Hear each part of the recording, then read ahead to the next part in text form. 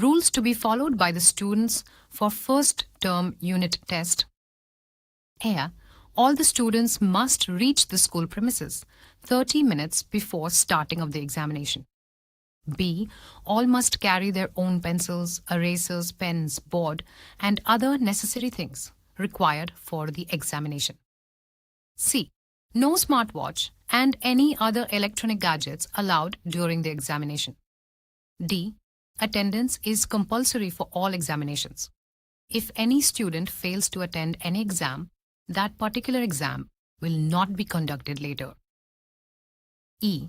If any student arrives at the school late during the examination, no extra time will be provided. F. The sum of the obtained marks for all examinations will be considered as grand total.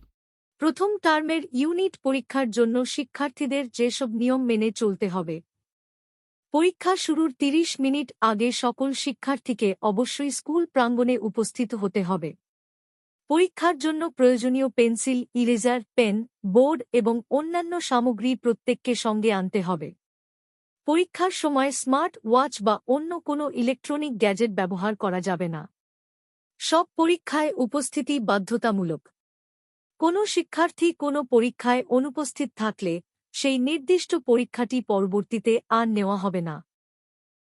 পরীক্ষার সময় কোনো শিক্ষার্থী দেরিতে স্কুলে পৌঁছালে তাকে কোনো অতিরিক্ত সময় দেওয়া হবে না। সব পরীক্ষার প্রাপ্ত নম্বরের সমষ্টিকে সর্বমোট নম্বর গ্র্যান্ড টোটাল হিসেবে গণ্য করা হবে।